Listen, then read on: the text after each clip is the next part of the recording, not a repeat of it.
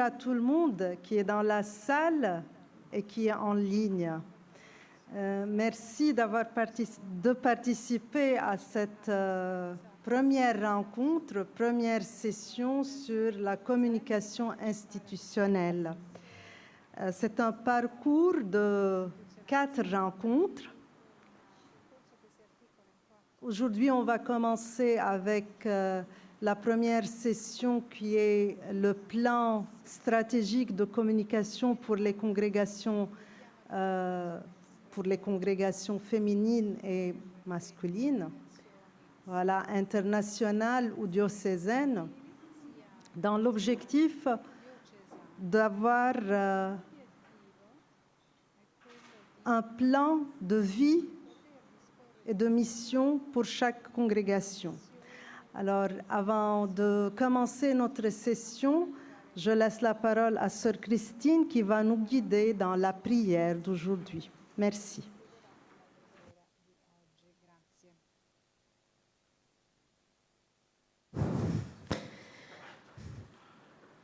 Iniziamo il nostro percorso formativo. Nous allons donc commencer notre formation avec un moment de prière.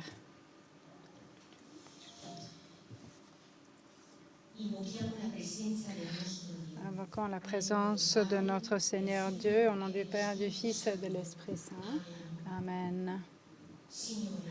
Seigneur, guide-nous pour que notre communication aussi puisse être miroir de ta parole qui donne vie, qui construit des ponts, qui bâtit des ponts et qui console, pour que notre manière de planifier ne soit pas uniquement technique, mais qui soit profondément inspirée par ton esprit.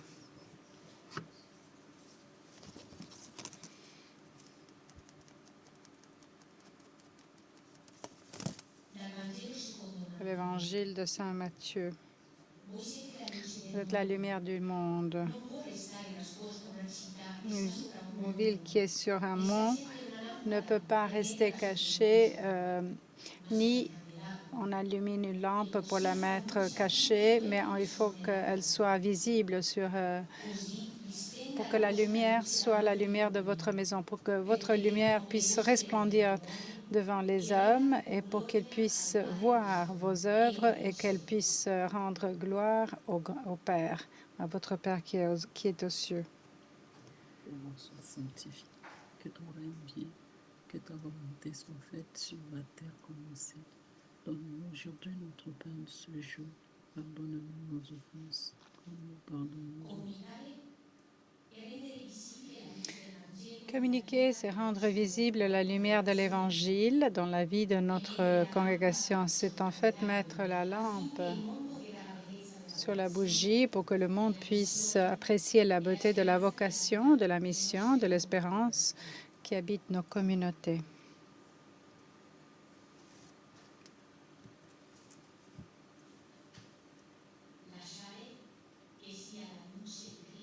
Permettre à la lumière de Dieu de guider tout choix.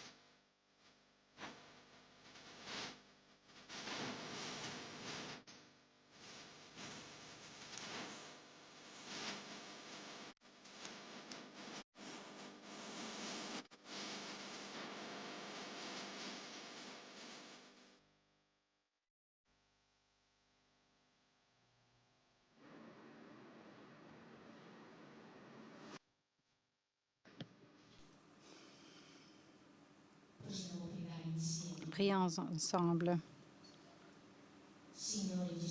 Seigneur Jésus, toi qui es parole faite de chair, rends-nous des instruments de communication vrais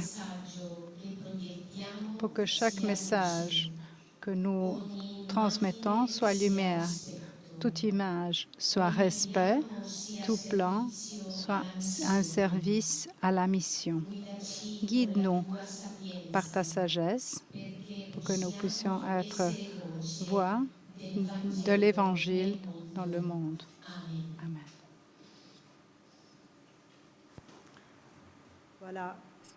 Merci à Sœur Christine, qui est membre de l'équipe de communication de l'UISG, pour cette belle prière qui nous a introduits dans notre thème dans la session d'aujourd'hui.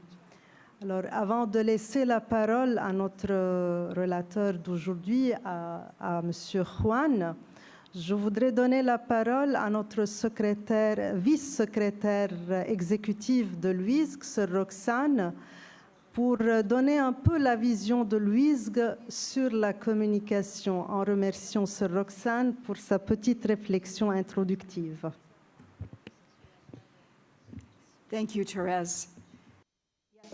Merci beaucoup. Je suis Sœur Roxane, je suis sœur de Notre-Dame et au nom de la UISG, je vous donne la bienvenue individuellement à ce programme pour renforcer la capacité de notre congrégation religieuse à communiquer avec authenticité, créativité et vision dans le service de la mission de Jésus et du Seigneur. Nous sommes très reconnaissantes de pouvoir collaborer avec l'agence internationale LAMACHI pour cette expérience. Eh bien, pour la UISG, donc l'Union internationale, avec plus de 1200 congrégations religieuses qui sont consacrées à l'œuvre apostolique, avec 600 000 sœurs qui habitent dans 95 pays dans tous les continents.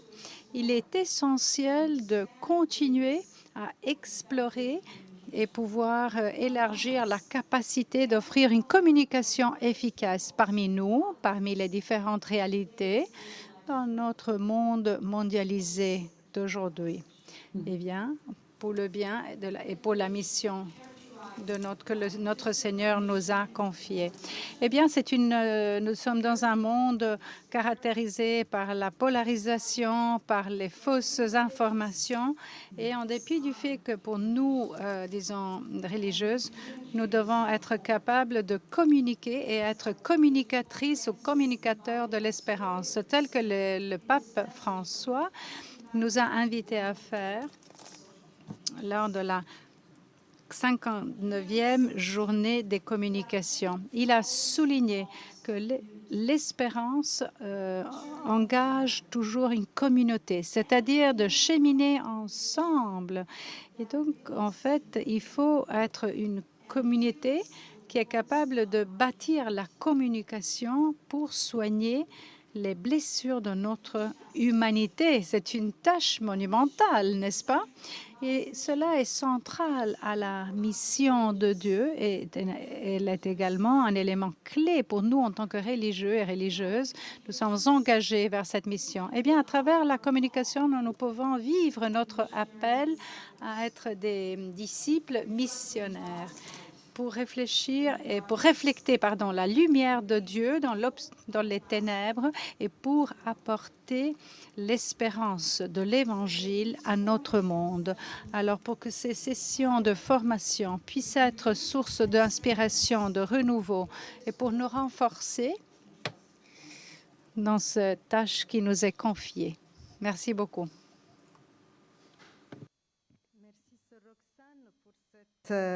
Introduction pleine de paroles de communication qui nous introduit dans le thème d'aujourd'hui, avoir un plan stratégique. Alors, avoir un plan stratégique, ça veut dire regarder plus loin, avoir un projet. Et nous sommes des êtres vraiment projectuels qui regardons vers le loin, vers le beau, vers le vrai. Alors c'est pourquoi nous commençons tout de suite notre session d'aujourd'hui en remerciant Juan pour son aide.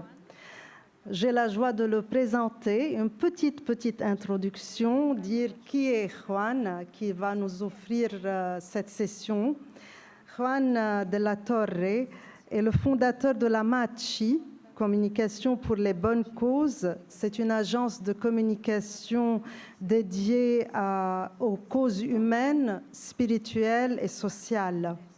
Il est originaire de Buenos Aires, mais il vit actuellement à Barcelone. Avocat de profession, mais aussi diplômé en communication, en marketing, affaires internationales, avec une expérience très solide dans le monde de la publicité. Mais pas seulement, la communication religieuse aussi. Depuis plus que dizaine d'années, son agence accompagne des congrégations et il va nous donner un peu une liste non exhaustive, mais il va nous dire quelles sont les congrégations avec lesquelles il travaille. Il collabore avec beaucoup de diocèses, des mouvements. Et son approche va être vraiment une approche pleine des valeurs chrétiennes, attention particulière à la créativité, à la beauté du message chrétien, message évangélique, et à l'impact concret de la communication stratégique pour nos congrégations. Alors aujourd'hui, il va nous proposer cette réflexion pour que nous puissions poser ensemble les premières bases d'un plan stratégique adopté à nos réalités respectives. Définir les objectifs, définir les publics, choisir les bons canaux et ensuite pouvoir vraiment construire ensemble un message fidèle à nos charismes. Voilà, merci Juan pour ta disponibilité, pour aussi ton expertise, ta professionnalité. Merci à chacun et chacune de vous d'être connectés aujourd'hui avec nous et j'espère qu'on va tous profiter de cette session. À vous la parole, Juan. Muchas gracias, merci beaucoup, Sœur Thérèse. Merci beaucoup. Merci, Roxane. Merci beaucoup, Sœur Thérèse. J'avais un peu hésité, mais en fait, pour moi, c'est merveilleux parce que je suis là, parce que je partage avec vous ma passion. Et je suis même payée pour cette œuvre. Et je veux dire, en fait, je touche le ciel avec... Donc, en fait, moi... C'est une des grandes agences qui sont en fait responsables de Mastercard en Conosur. Et je dois dire que nous, laïcs, en fait, il y a beaucoup de laïcs présents. Et il faut dire que nous sommes, c'est un peu comme une mini-agence de communication qui va certainement aider l'Église. Et il y a en fait des professionnels mais qui ont quand même dans le cœur une autre but. Juste une minute. Bien, entonces estaba comentando que hace 12, casi 13 años sentí el llamado de... Alors, il y a 2-3 ans, en fait, j'avais quand même senti le fait d'être à l'Église pour mieux communiquer. Et le monde était à l'époque différent. On avait le pape Benoît XVI et nous, en tant que catholiques, on était certainement une minorité. Et je pense en fait, le paradigme, c'est que nous participons et nous participons à un dialogue multiculturel. Il y a énormément d'éléments que j'aimerais aborder, mais que je ne peux pas parce que sinon je pars un peu dans tous les sens. J'ai commencé ce projet avec un copain, un partenaire.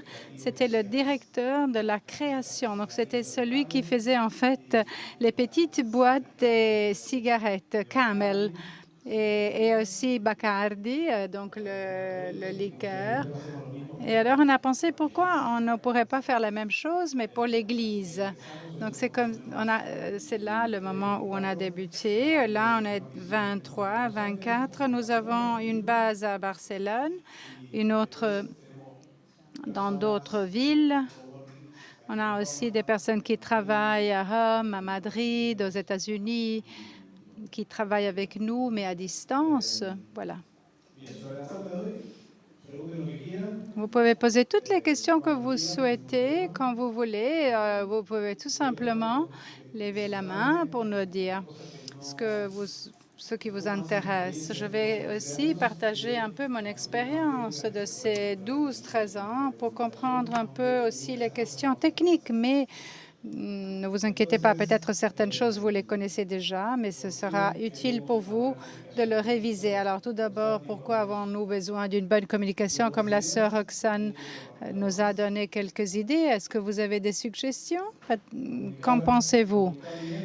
Pour bien communiquer pour vivre le charisme, to live out our call, donc vivre notre appel pour être des disciples missionnaires. Donc, il faut vivre le charisme. Le charisme est la source d'inspiration de la communication. En fait, tout passe par là. Et sur le plan pratique, je dirais, c'est essentiel. Eh bien, la communication aussi produit un effet magique parce que pour bien communiquer, nous avons besoin aussi d'avoir un certain équilibre en nous, une certaine capacité de travail en équipe. Voilà que quand nous commençons à communiquer, on peut tomber dans le piège ou dans la tentation d'adopter un style de communication, un peu comme si la communication était tout simplement un outil. Eh bien, la communication a besoin d'un travail synodal, éventuellement reconsidérer ce que l'autorité nous dit, et donc une capacité de jugement, mais aussi avec des réunions régulières, des communications régulières qui nous permettent d'avancer. Eh bien, donc on a commencé par une page web et puis on a fini par reviser la gouvernance. Et alors, notre associé, c'est l'Esprit Saint, notre associé le plus important, notre partenaire, je dirais, pour nous, dans l'Église, l'Esprit Saint. C'est vrai que c'est la pauvreté, mais nous sommes partenaires avec l'infini, donc il nous donne tout ce dont nous avons besoin, évidemment avec notre contribution, ça c'est sûr. Nous pouvons donc apporter notre collaboration pour aider l'Esprit Saint et pour éviter de l'entraver, pour ne pas entraver l'Esprit Saint, pour qu'il puisse multiplier les vocations. Et ce qui pourrait nous aider aussi, c'est la récolte de fonds. Donc, évidemment, c'est quelque chose de différent, mais la récolte de fonds, la collecte de fonds a besoin de la communication. Donc, si vous avez les ressources, donc si vous avez une personne qui s'occupe de la communication et une pour la collecte de fonds, l'important, ce serait idéal d'avoir 2 personnes plutôt que d'en avoir une seule, mais en tout cas, elles doivent certainement collaborer. Alors, quand on parle d'un plan de communication, il y en a 14 qui travaillent dans la communication. Qui a déjà dispose d'un plan de communication? Qui dispose? Levez la main. 4, 5, 6. Ah ben, c'est très bien. C'est très bien. Je dirais un 30%. Et les autres ont déjà un plan, mais qui n'est pas tout à fait concret. Il est peut-être encore sur le plan théorique. Un plan, c'est un peu comme comme une carte géographique. C'est quoi en fait un plan? Ça nous permet de comprendre ce qu'il faut communiquer, à qui, comment, quand et pourquoi. Sans ce plan bien précis, eh bien, on travaille un peu à l'aveugle, en essayant de nous interpréter, mais de manière tout à fait aveugle. Michael Porter, qui est un des plus importants auteurs du marketing, il nous dit toute stratégie de communication, pour qu'elle soit efficace, elle doit se fonder sur une proposition de valeurs claires et bien distinguées. Eh bien, il faut réfléchir par rapport à cela. Quelle est la contribution que nous voulons offrir? Quelle est notre spécificité par rapport à notre charisme? Notre spiritualité, si vous voulez utiliser un mot différent, mais quelle est notre contribution? Eh bien, il faut qu'elle soit une proposition claire et bien distinguée. Lors de ma carrière, quand je dois communiquer un projet, il y a 5 questions auxquelles il faut toujours penser. Tout d'abord, quoi, quand, comment, où, pourquoi. Il y a toutes ces questions de base qu'il faudrait se poser en anglais. C'est facile parce que les questions commencent par W. Dans les autres langues, c'est un peu différent.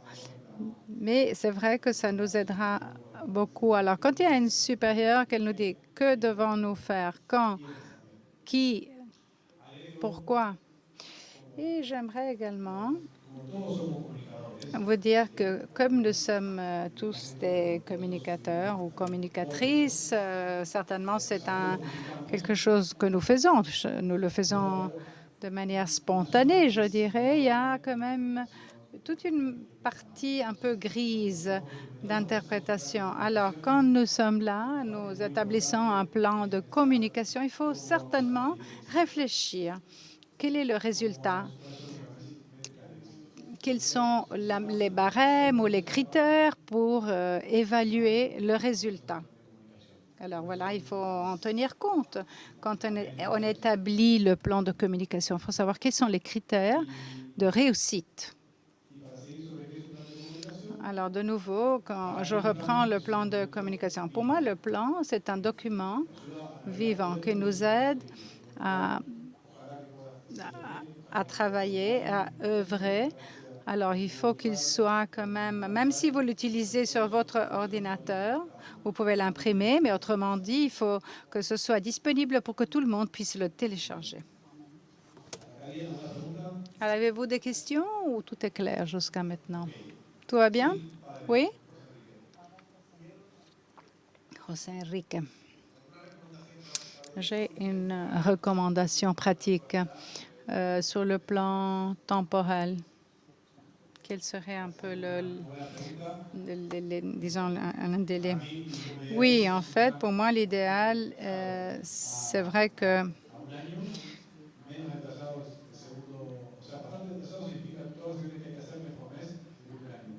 alors, en fait, des actions tous les trimestres et puis le troisième, je dirais tous les 6 mois, pardon. Donc, pas plus que 3 ans. On doit l'étaler sur 3 ans. Si vous avez un chapitre tous les 6 ans, ça tombe bien, c'est parfait. Mais il faut aussi prévoir des révisions tous les 3 mois, non? Tous les trimestres, parce qu'il faut toujours faire un peu le point par rapport à la réalité du monde. Maintenant, il y a Trump, maintenant, il y a un nouveau pape. Il faut un peu voir aussi les conséquences de la réalité qui peuvent nous impacter. USAID. Voilà, il suffit de faire référence. Hein, vous savez très bien la situation de Porticus. Notre paradigme. Un paradigme, c'est un plan mental qui nous aide pour naviguer, pour surfer sur un terrain. Et en fait, quel est le paradigme que nous pouvons utiliser chez Lamachi? J'ai 4 questions à partager avec vous. Communiquer fait partie de la mission. La communication en tant que service au public. Troisième, c'est la source unique de vérité. Et le quatrième, pour les congrégations religieuses, bien évidemment, l'équilibre entre le principe de subsidiarité, le provincialisme, l'initiative locale, etc. Alors, je reprends le tout premier communiqué qui fait partie donc de la mission. Une communication parfaite se produit entre les trois personnes de la Sainte Trinité. C'est un commandement divin. C'est Marc 16, aller dans le monde en prêchant l'Évangile. Dieu est le grand communicateur, les sacrements, l'histoire du salut. Et donc, c'est la vie de l'histoire du salut qui sont en fait des manières de communiquer avec Dieu, le grand communicateur. C'est le théologien de la communication qui nous dit qu'il faut évidemment négocier avec la supérieure générale ou avec le supérieur général. La communication n'est pas uniquement un instrument, n'est pas seulement un outil. Elle fait partie de la mission.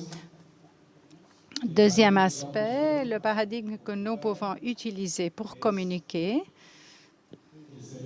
c'est en fait un service vis-à-vis du public. Alors, évidemment, le public, nous allons essayer de le connaître. Et évidemment, si on a le temps, on va aborder davantage ce thème. Mais utiliser biopersona, c'est une méthodologie qui nous permet d'établir un public modèle pour comprendre comment nous pouvons les aider. Et puis, on a un autre qui s'appelle Buyer's Journey. C'est-à-dire, nous sommes buyer, persona, buyer journey. C'est en fait, nous devons essayer de pouvoir en fait réviser toutes ces étapes. Donc, une conscience des différentes possibilités et aussi des décisions. Vous pouvez l'appliquer à des décisions, à des intérêts, vous pouvez l'appliquer à des vocations, vous pouvez l'appliquer presque à toutes les questions qui vous intéressent. Donc, la communication comme service à la mission. Alors là, on passe maintenant à aborder quelque chose qui est plus spécifique. Donc, la seule source de vérité, donc la source unique de vérité. Évidemment, la communication dépend des personnes. Les personnes peuvent changer. Nous avons des chapitres tous les 4, 5, 6 ans, selon les situations, selon les congrégations, évidemment. C'est assez fondamental qu'il y ait vraiment que la connaissance appartient à l'institution et non pas à la personne. Eh bien, dans le monde actuel,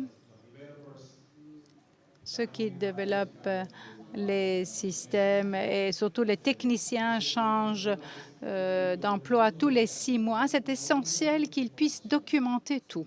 Il faut qu'il y ait une seule source de documentation. Donc, c'est essentiel de disposer d'un seul document dans lequel vous pouvez après pouvoir lire donc le contenu des volontaires, des bénévoles, des personnes chargées de la communication. Il y a différentes réalités. Alors, si vous avez un directeur de la communication, c'est exceptionnel. Vous avez peut-être toute une équipe et puis vous avez une secrétaire qui a certainement beaucoup de tâches. Elle doit s'occuper des réseaux sociaux, de la page web. Donc, il faut avoir une seule source de communication, ce qui en fait rend la vie plus facile, mais aussi garantit un alignement, donc une certaine capacité de respecter la même ligne de communication tant à l'intérieur qu'à l'extérieur. Il y a un autre élément dont il faut tenir compte, c'est en fait l'équilibre entre le principe de subsidiarité, le provincialisme des congrégations et l'initiative bien précise. Donc, il faut qu'il y ait absolument, si vous voulez, une manière de reconnaître toujours la communication si vous changez le logo. Est-ce que je suis trop rapide? Est-ce que vous arrivez à me suivre? Comment est le débit de ma présentation? Pouvez-vous me dire un peu? Gianluca.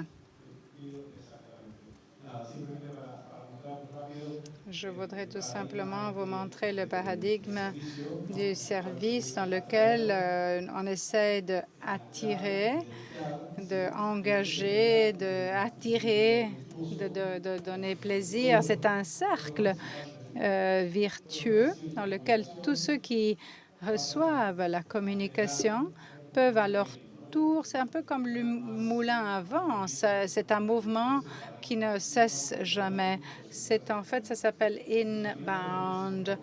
Donc, on devient en fait aussi des promoteurs. Donc, nous pouvons servir et en même temps qu'être servis.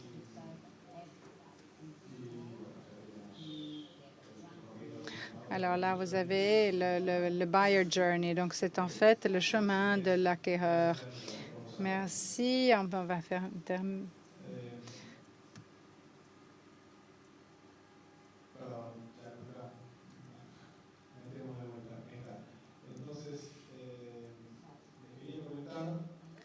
Ce que j'aimerais vous dire, c'est que en fait, tous les plans de communication sont distincts, sont différents, mais qui ont besoin d'avoir quelques éléments en commun. Alors, c'est un côté qui est plus technique.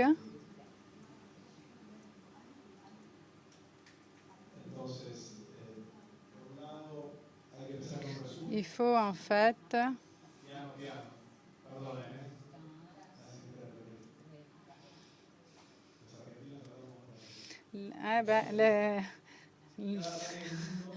les Argentins parlent rapide.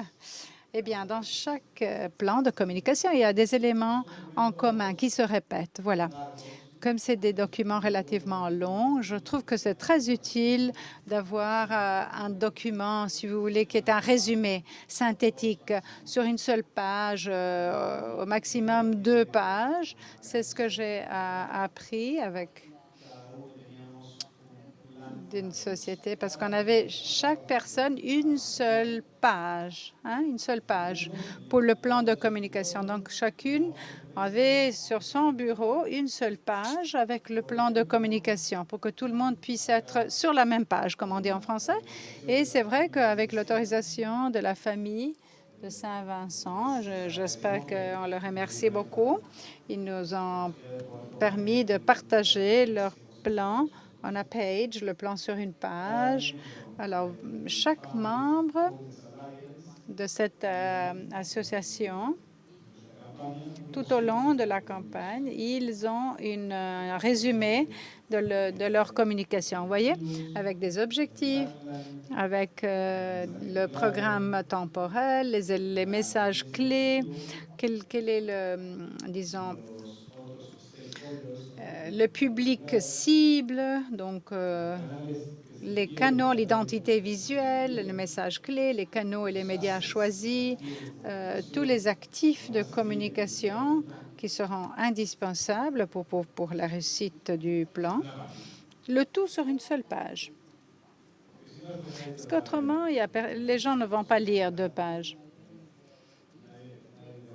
Parce que vous savez très bien que les gens n'ont pas beaucoup de temps, donc une page est suffisante.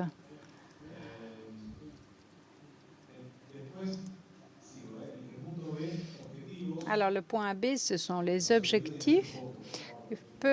Vraiment très peu, pas plus que 3.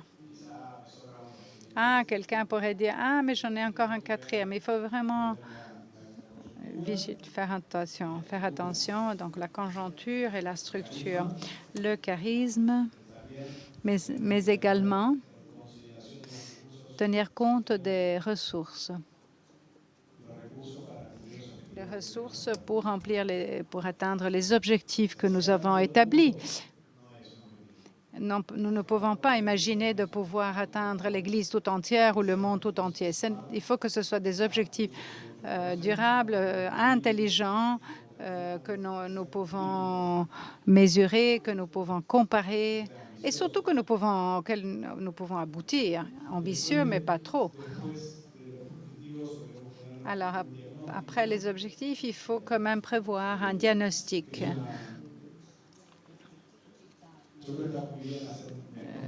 c'est important de pouvoir faire un diagnostic, mais selon le temps à disposition, il faut comprendre combien de temps ils peuvent offrir, parce qu'il pourrait y avoir aussi une paralysie provoquée par les analyses, un excès d'analyse surtout.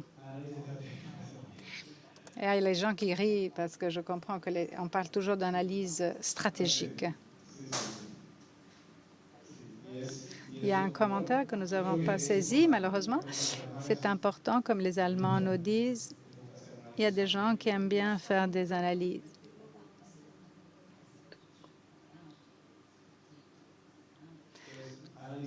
Alors, des analyses stratégiques de la communication et du secteur dans lequel vous travaillez, que ce soit sur le plan religieux, mais même si vous êtes employé quelque part, la santé mentale, si vous travaillez dans un hôpital, par exemple. Alors, quelles sont les compétences? Elles sont très importantes. Évidemment, on prend leur temps. Alors, il faut parler de compétences. C'est vrai que ce n'est pas facile dans l'Église d'utiliser le mot compétence, mais sur le plan du marketing, sur le plan commercial, nous pouvons dire que c'est tout à fait le même public auquel on se dirige, mais avec une tâche à accomplir, mais également une communication interne. Et quand on parle des actifs numériques, eh bien, il faut tenir compte que vous voyez, ce sont tout ce que vous voyez à l'écran. Donc, le Facebook, Twitter, la page web, Twitter, TikTok, Wikipédia. Wikipédia est essentielle parce que vraiment, elle est la toute première source d'information du monde. Avec Google, vous pouvez accéder à Wikipédia.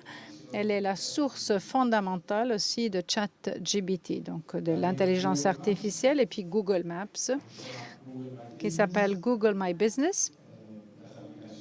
On a des apps, voilà, c'est tout un monde numérique. Alors, les bureaux, nos recommandations, c'est de faire un plan pour la province tout entière. Les actifs numériques, en fait, la communauté inclut tous ces éléments. Voilà. Nous sommes maintenant passés à aborder tous les actifs, donc tous les éléments numériques.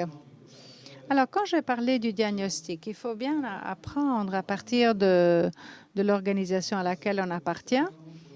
Alors, quand c'est quelqu'un de l'extérieur, il pourrait en fait interpréter pour aborder des questions majeures, le fameux éléphant dans la salle. Concrètement, nous avons besoin d'analyser les statuts, tous les documents de base, de la congrégation. Aussi faire un plan des actifs numériques, faire des entretiens individuels, confidentiels, autour de la mission, pourquoi communiquer, que devons-nous communiquer. Par exemple, qu'est-ce qu'on entend par jésuite, par clarétien, qu'est-ce que cela représente dans notre monde aujourd'hui. Et il est très utile de faire des entretiens en ligne, car vous pouvez faire une dizaine, vingtaine, 25 d'interviews, mais quand vous le faites en ligne, vous faites en véhiculant un questionnaire, c'est beaucoup plus. Vous pouvez aborder la congrégation tout entière. C'est pas seulement une méthodologie, mais c'est le processus de l'écoute dont le pape François nous parlait. Ce qui nous permet de mieux connaître ton public, car c'est vrai que vous avez des entretiens avec les membres de la congrégation, mais également ceux que la congrégation, disons, est au service. Alors, quand, par exemple, vous êtes dans un établissement scolaire, vous pouvez parler avec les parents, vous pouvez parler avec un proviseur, avec... Ça va? Vous suivez bien? On entend bien le français, là? Ça va, le volume? Alors là, je passerai bien au public. Quel est le public cible dans notre communication, en fait, sincèrement? Si nous essayons de réfléchir, eh bien, nos sœurs, nos consoeurs, j'imagine que représentent notre public idéal, non, naturel aussi. Mais nous avons également d'autres membres de la vie religieuse, la communauté locale, le public, les familles, les membres de la famille.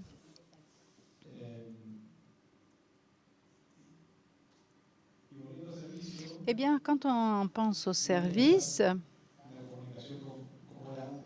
alors il ne faut pas non plus penser à la communication. La communication, c'est transmettre un message de A à B, non? Ça, c'est vraiment déjà du passé. Mais aujourd'hui, c'est plutôt un service, c'est plutôt du dialogue. Alors, tout d'abord, il faut écouter. Il faut écouter pour bien comprendre.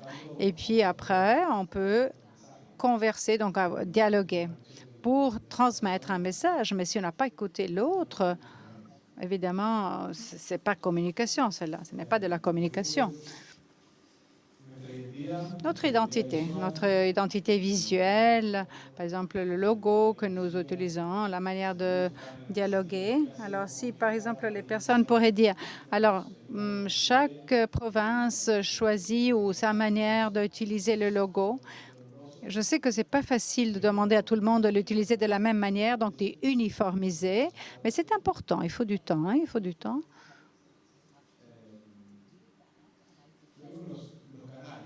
Alors, quels sont les canaux? La toute première partie, c'est plutôt de la stratégie. Le plan de communication, c'est un plan. En fait, on a bien précisé quel est le point A. C'est là où nous sommes maintenant. Le point B, c'est en fait où nous voulons arriver, atteindre. Mais le problème, c'est comment arriver du point A au point B. C'est une ligne, si vous voulez, sur le plan opérationnel, c'est les canaux. C'est-à-dire à quel point nous allons nous rencontrer avec le public. Est-ce que ça vaut la peine d'établir une application si notre public se trouve sur Facebook et pourquoi pas alors TikTok? C'est des questions importantes auxquelles que nous devons en fait nous poser, mais il faut toujours penser où pouvons-nous atteindre notre public. Moi, je pense que là, c'est un sujet sur lequel on pourrait parler davantage. Le diagnostic. Donc, il y a toute une série de possibilités d'amélioration et il y a des nouvelles chaînes et des initiatives. La structure de réussite, c'est l'heure de la vérité. Les personnes, les ressources économiques, c'est en fait les ressources à notre disposition et qui doivent être, disons, bien harmonisées avec les objectifs. Si vous avez des objectifs trop ambitieux et que vous n'avez pas de ressources, ça peut devenir un problème. Donc, il faut être raisonnable. Alors, il y a également un calendrier recommandé pour la mise en œuvre. Il faut qu'il y ait un calendrier. Et quels sont en fait les indicateurs ou les critères de réussite à suivre? Moi, je vous conseille toujours de prévoir un plan de communication pour les crises, parce que quand il y a une crise dans une organisation, l'Église en général connaît moins de crises que les familles, que le monde de l'éducation, le monde du sport ou les congrégations. Mais c'est vrai que nous sommes un peu le cible de la presse. Et là, on peut se trouver dans des situations délicates ou de crise. Le protocole de communication de crise peut-être mérite toute une conversation à part. Voilà. Merci, Gianluca. Tout va bien? Vous me suivez? Ah là, il y a une question. À quelle fréquence vous proposez ou vous suggérez de poser ces questions? C'est-à-dire, quel serait en fait le délai que vous suggérez? Moi, je dirais certainement après chaque chapitre général, certainement. Alors, quant à la stratégie, moi, je dirais tous les 3 ans. Autour de 3 ans. Mais éventuellement, vous pouvez aussi prévoir une méthodologie agile qui vous permette de vous adapter. Vous pouvez même adapter le plan si vous avez besoin pour que cela puisse produire un impact opérationnel, mais également sur le plan humain. On ne doit pas se sentir frustré si on n'arrive pas à adapter. Il faut adapter le plan à la réalité. La réalité peut varier. D'autres questions? Alors, j'ai une question. Tout au long de ce chemin de synodalité, pour bien planifier, comment pouvoir équilibrer, donc écouter tout le monde?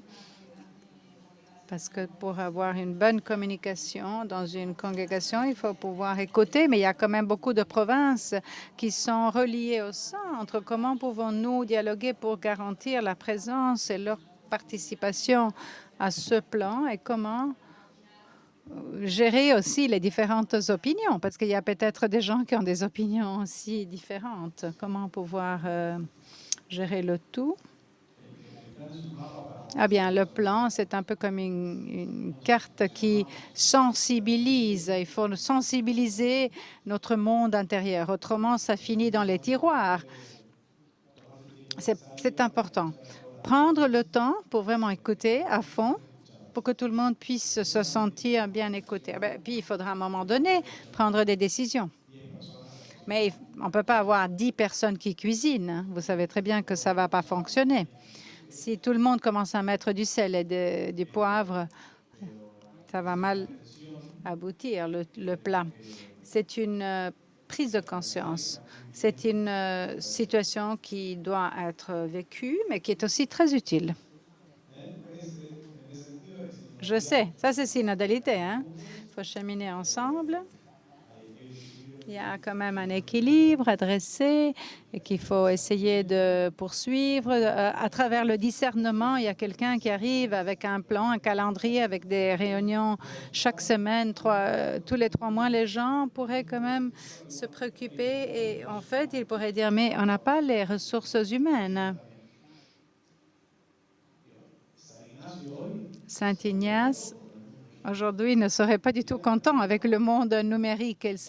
Peut-être il se mettrait à mesurer tout. Alors pensez, les catholiques avec l'intelligence artificielle, les big data, toute la création, en fait, serait impactée. Donc, il ne faut pas avoir peur. Padre Spadaro, le père Spadaro, dans son livre « La technologie », et la théologie, j'ai oublié un peu le titre, la cyberthéologie. Il nous dit que la science, la technique nous approche à Dieu parce qu'on a été créé à son image et ressemblance. Voilà, donc c'est en fait un message divin. Mais si vous faites la page web, quand nous faisons la page web d'une congrégation, développer le logiciel, c'est que le 15% de notre travail. Il y a encore un autre 15% qui est le graphique, l'expérience des usagers. Et 40%, c'est s'asseoir à table. Qu'en penses-tu? Toi qui gères la bibliothèque, quelle est ton opinion? Toi qui te... Donc, c'est la partie essentielle. C'est vrai que c'est quand même difficile de satisfaire tout le monde. Je dirais que c'est voire impossible de satisfaire tout le monde. Je peux continuer? J'ai une question. Alors, je ne sais pas si c'est le même sujet. Alors, dans une organisation internationale, Loup Claretien, nous sommes dans 70 pays. Ça, c'est des défis, des choix, aussi de gouvernance locale, mais il y a déjà la question synodalité. Maintenant, il y a un deuxième défi, les langues, les différentes langues. Alors, il y a des canaux dans lesquels nous pouvons publier dans différentes langues. Nous avons un canal par langue ou par région, Parfois, l'espagnol d'Espagne n'a rien à voir avec la sensibilité de l'Amérique latine. Alors, comment pouvons-nous gérer cette communication qui a une dimension internationale? Petite question qui n'est pas facile en tant que réponse. Je pense que c'est très important de savoir quels sont les matchs que nous souhaitons gagner. Parce qu'il y en a d'autres que nous allons perdre et d'autres auxquels il ne faut même pas participer. Il faut renoncer à l'avance. Donc, Facebook. Dans la vie religieuse, on a vu que Facebook est un outil fantastique. C'est en fait pour devenir un peu comme un cahier de bord, un peu comme les amis partagent leurs petits commentaires. C'est vrai qu'en fait, au bout d'un voyage, vous avez des gens qui présentent un peu des commentaires du voyage ensemble. Alors, si vous voulez utiliser un seul réseau dans les différentes langues, vous pouvez le faire. Sur le web, c'est plus facile parce que vous avez aussi la technologie qui vous permet de le faire. Elle est capable de reconnaître le IP, donc l'adresse, donc il reconnaît en fait l'usager. Et donc là, on peut choisir une langue commune.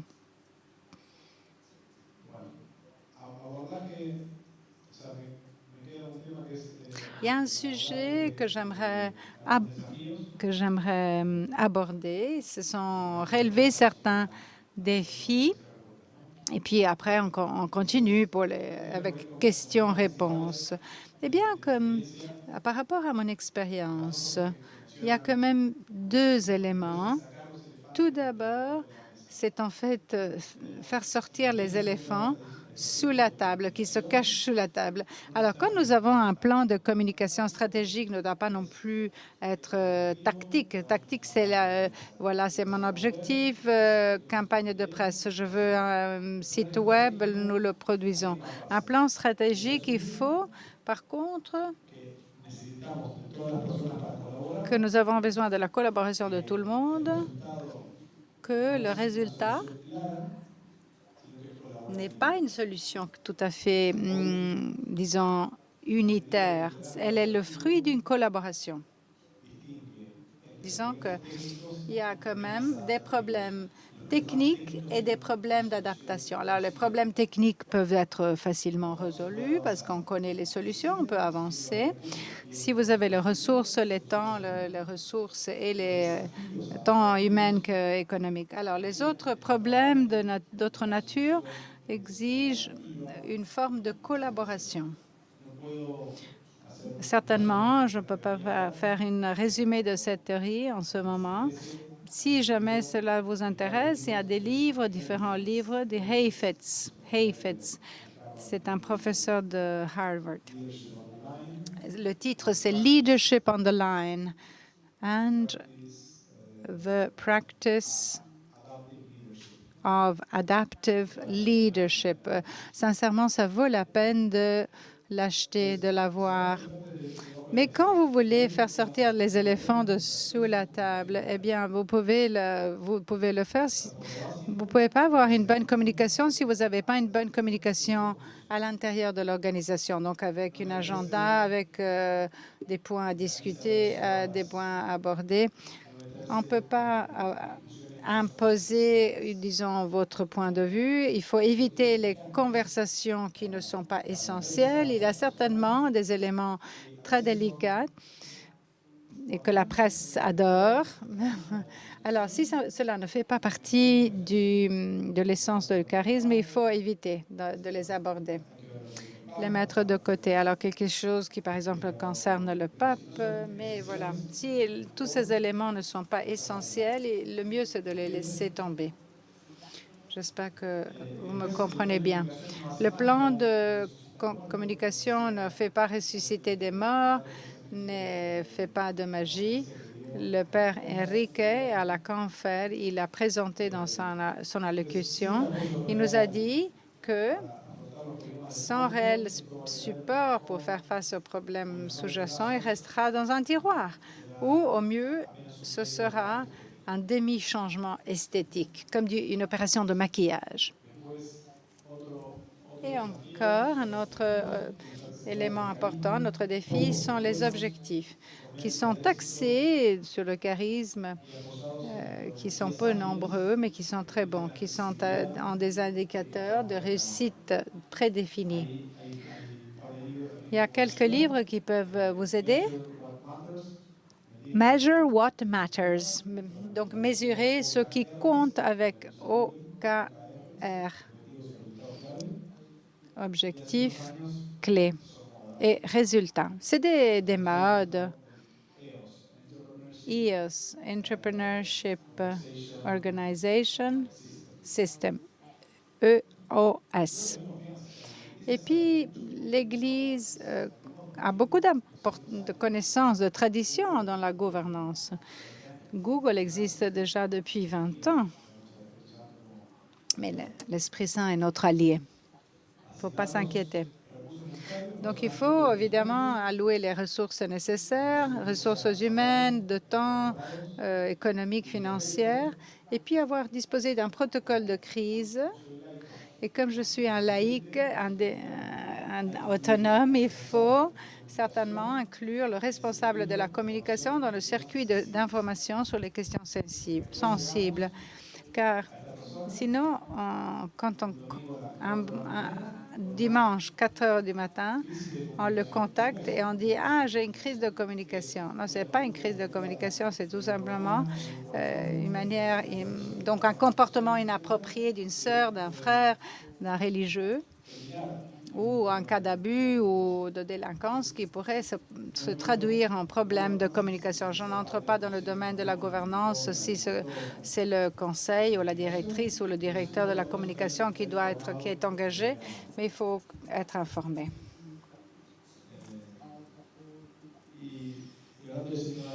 Quand on aborde la question synodalité, la contribution des laïcs, apostolicam actuositatem, on parle de la contribution des laïcs à l'Église. Nous devons apprendre mutuellement, tant les laïcs que les évêques, que les religieux et les religieuses.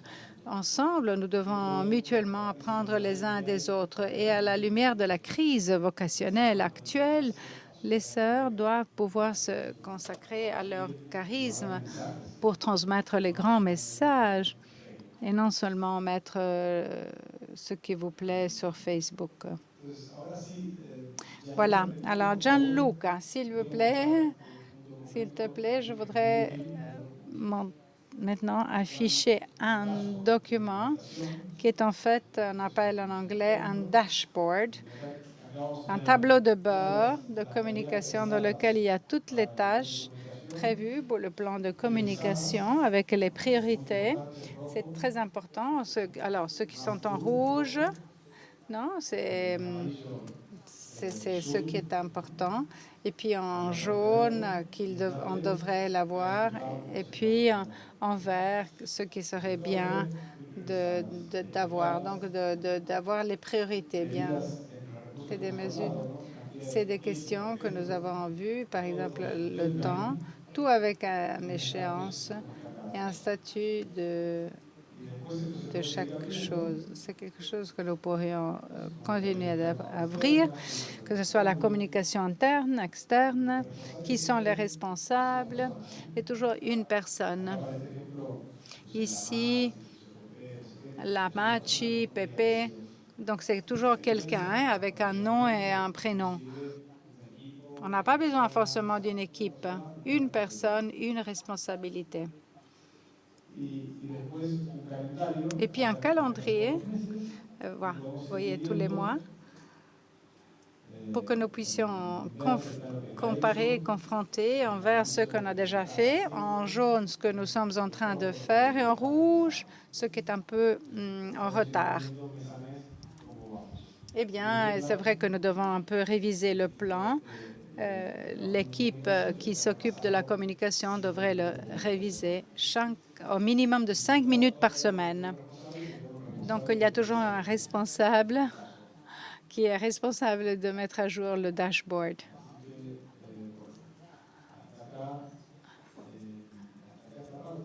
Alors, voilà. Mais j'aimerais bien vous poser une question.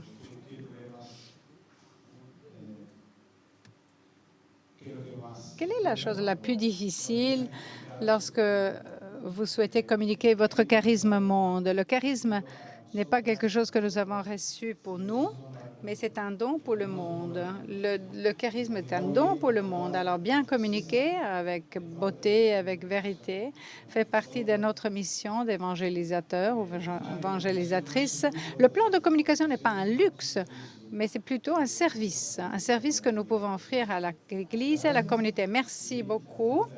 Et alors là, la question est la suivante. Quelle est la chose la plus difficile pour vous lorsque vous pensez à communiquer votre charisme? Est-ce qu'il y a des questions en ligne, peut-être?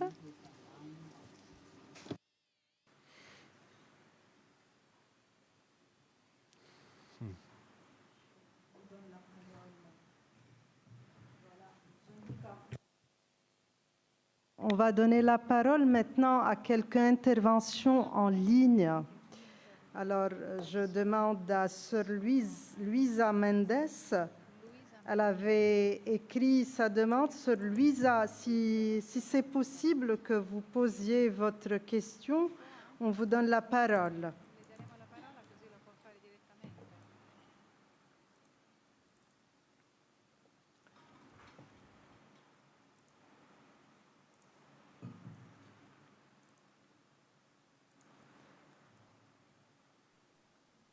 Sí, buenos días. Muchas gracias por la intervención. Qué pena. La pregunta es para la encuesta que usted decía, si nos podía dar como algunos tips o no sé, o dónde podemos como buscar más información para la creación de esa encuesta ad intra en nuestras comunidades y ad extra.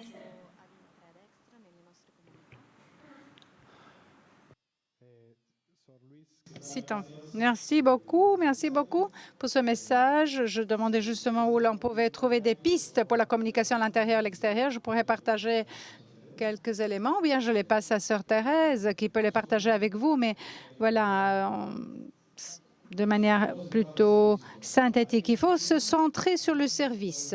Quelle est la motivation? Quelle est notre mission dans notre monde? Et puis donc, c'est des questions simples. Quel est votre charisme? Je ne sais pas le nom de la congrégation, mais qu'est-ce que cela entraîne en étant sœur de la congrégation à laquelle vous appartenez, et puis qu'elle soit relativement courte pour que les gens puissent avoir la possibilité de répondre, surtout les gens en ligne. Eh bien, les interviews,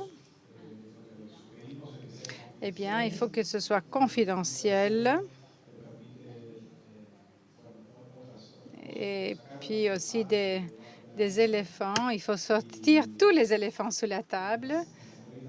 Et dans les entretiens individuels, en général, ça dure une demi-heure. Demi-heure plus un quart d'heure, donc 45 en total. Listo, muchas gracias. Merci beaucoup. Merci beaucoup. Merci, Luisa. Dans le chat, il y a aussi question sur la crise. Est-ce qu'il y a nécessité de faire un plan séparé des situations de crise par rapport au plan de communication générale?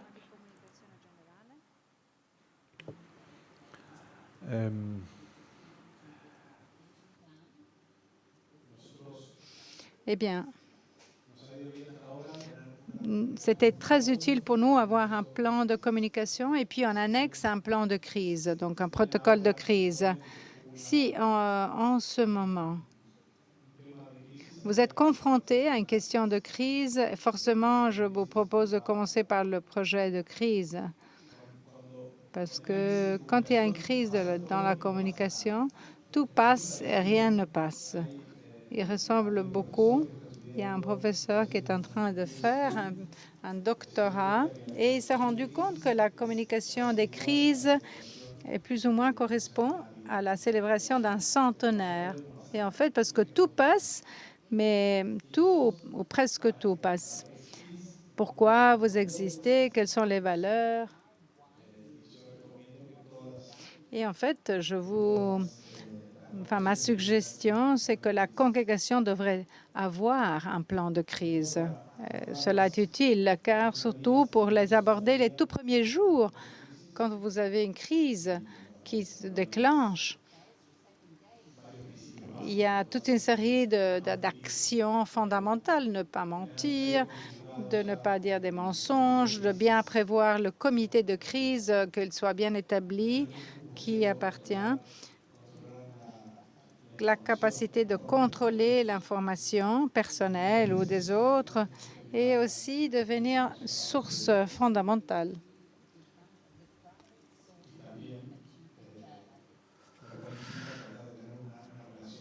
Ce qui entraîne une communication préalable avec la presse.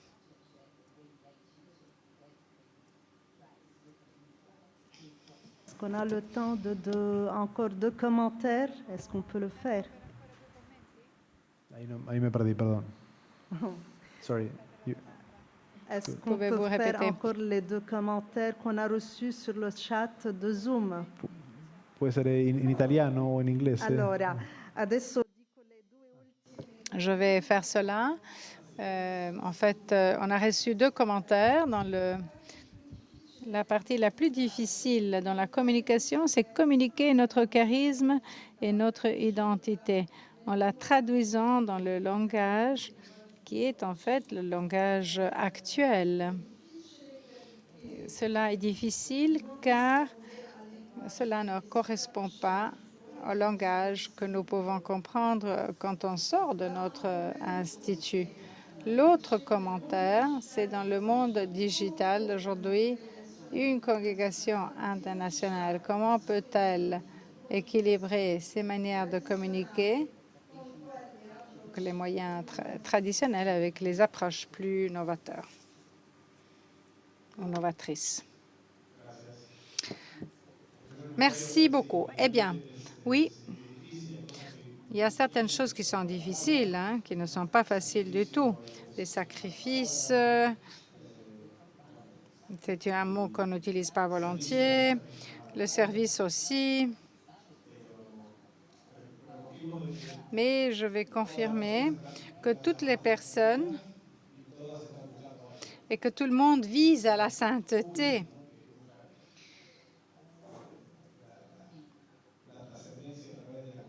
Et donc, même que ce soit à travers la nourriture ou à travers les jeux, on cherche d'aboutir à la sainteté. Alors, Jésus lui-même a été un narrateur.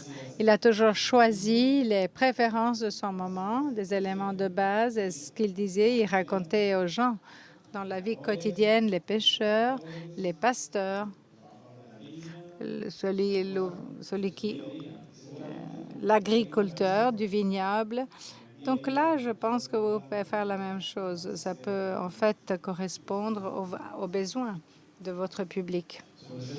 Deuxième question, si vous voulez de relancer un paradigme, ça, je comprends que c'est pas facile de changer un paradigme de l'intérieur.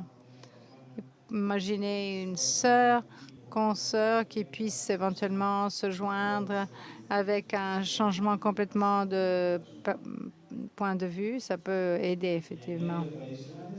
Il y a des moyens très traditionnels qu'il faut préserver. C'est pas que tout ce qui est ancien ou il faut le mettre à la poubelle, il faut le jeter.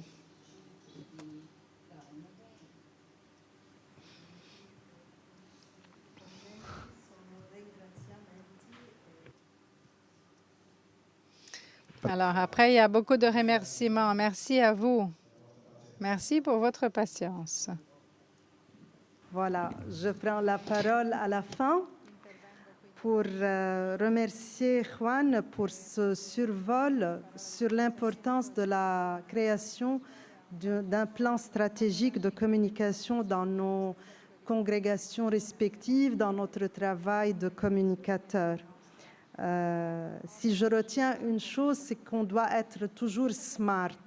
Smart dans le sens prendre le temps de faire une vision plus loin et prendre le temps pour réviser notre travail, avoir le courage de vraiment nous demander qu'est-ce que nous voulons transmettre, quel est le message réel à chaque pas que nous faisons. C'est un processus d'écoute et c'est ce qui m'a plu beaucoup, c'est que vraiment c'est une question d'écoute. Une question d'écoute qui peut aboutir à un dialogue et le dialogue peut conduire à un changement. Alors c'est ce que je souhaite à chacun et chacune de vous, que nous osions le changement dans notre manière d'être communicateurs, de transmettre le message, le charisme dans nos congrégations, la beauté de nos charismes dans ce monde digital, l'habiter avec amour et patience. Voilà. Et en votre nom, moi je voudrais remercier Juan, remercier aussi toute l'équipe que nous allons avoir pour ces 3 sessions suivantes, soit sur l'intelligence artificielle, soit sur le storytelling et beaucoup d'autres points. Alors moi, je voudrais vraiment remercier votre disponibilité, votre générosité et on se reverra jeudi prochain. Merci à tous. Voilà.